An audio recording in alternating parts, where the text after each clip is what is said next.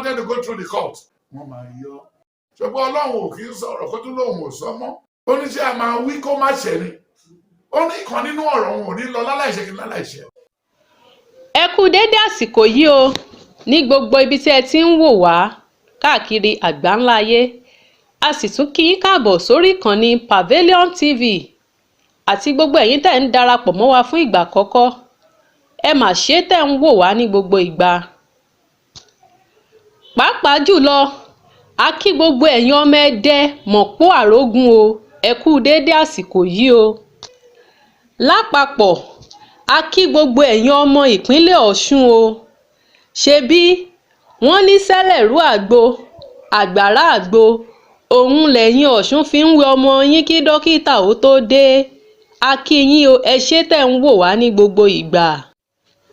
Ohun tí a fẹ́ gbé yẹ̀wò ní àkókò yìí ó dá lérí gómìnà wa tuntun sẹ́nitọ́ Ademola Adeleke tí a ṣẹ̀ṣẹ̀ dìbò yàn ní ìpínlẹ̀ Ọ̀ṣun àti ọ̀rọ̀ tí ìránṣẹ́ Ọlọ́run Prophet MKO Tibetan fi ránṣẹ́ sí wọn tó dàbí ìkìlọ̀ fún wọn.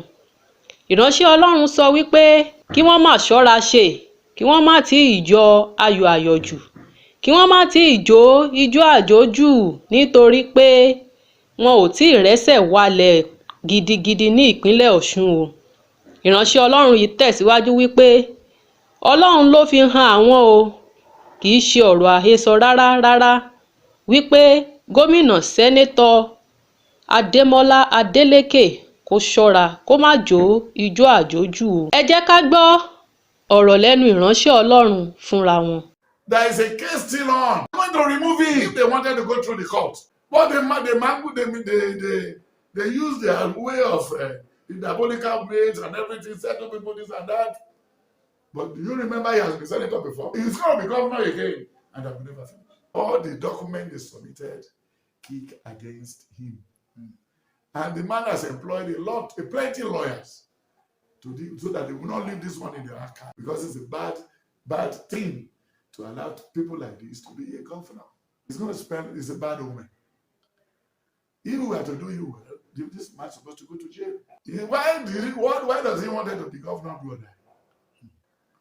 Woru ọmọ wọn tó ń bí tó ń kọrin tó ń bèrè Davido. Ó mú ọmọ 3 years old tó ń kọrin swimming. Torí pé ìyẹn náà fẹ́ lọ sí Olympic 2024. Ṣọpọlọ wà lórí ọmọ bẹ́ẹ̀. At times money misroad. And what they are spending today is what they stole. My brother, wọ́n máa yọ. Ṣùgbọ́n Ọlọ́run ò kì í sọ̀rọ̀ kó tún lóun ò sọ mọ́. Ó ní ṣé a máa wí kó má ṣẹ ni. Ó ní ìkan nínú ọ̀rọ̀ òun ò ní lọ láláìṣẹ kí n láláìṣẹ. But ká dúpẹ́ fún gbogbo àwọn tó jẹ́ kí gbogbo ẹwọ́ ṣe. A dúpẹ́ pé kò sí bloodbath. Torí gọ́vùnà tó oyè tó lápapọ̀ kì í ṣe èèyàn tó gbádùn. Ẹ̀wọ̀n ló yẹ kó máa pè ní ẹni àbẹ̀joyè. Ẹni tó lọ mú wá tó fàwọ̀ rajà. Ọwọ́ ìsọ̀ ẹ̀ǹjì inú ẹ̀ ti Jacob nínú àwọn méjèèjì kò sẹ́lẹ̀ tó kàn mí. Wọ́n kò ṣe dáadáa fún àwọn èèyàn ẹ̀. Àwọn tó sáàkì wọn náà ní right láti sáàkì wọn. Nígbà tó mọ̀ pọ́kú bí oṣù mẹ́ta tó fẹ́ kúrò lórí rẹ̀. Nígbà àyànjọ nígbà ní Buhari lórí oyè. Ṣé báwọn sẹ́nẹ́tọ̀ bí àwọn kọmíṣọ́nà àwọn mínísítà bíi 4 ló lò fún ọdún 2 jẹ́ ìlú parí. Ó lòun ò gbowó lẹ̀. Ìjọba yìí kàn gbé wàhálà sórí ara wọn ni. Àwọn PDP ti kówó gbẹ kán tó débẹ̀. Wọ́n ti jí gbogbo owó lọ. Ó sì sínú everything. Báyìí pé Buhari fẹ́ hùwà dáadáa. Àwọn tó ṣe ìjọba PDP yẹn pátápátá. Gbogbo wọn ṣe pa dípò dínà àti gbogbo everything. Ẹ jọ sá. Ṣé ààrẹ nìkan tó ṣe politics tó dá nínú ìlú? Ṣùgbọ́n tẹ́lẹ̀ yìí o, Olúwa máa fìdí Adeleke mú.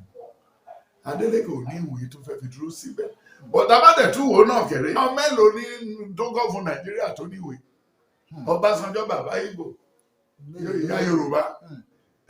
Lẹ́nu àwọn Haúsá gbé síbẹ̀. Lọ́ba wa àti pa Abíọ́lá. Lọ́ba wa fọwọ́ bù wọ́n lẹ́nu. Lọ́ba wa yá àmọ́ mo bá ṣe máa tún ṣe. So kò tí ì sáyọ̀ pé ọmọ mi lọ sójà o. Ò tí ì rí o. Àtọ́ ti ń bọ́ lẹ́nu plate ò tí ì rọ́mọ ẹ̀.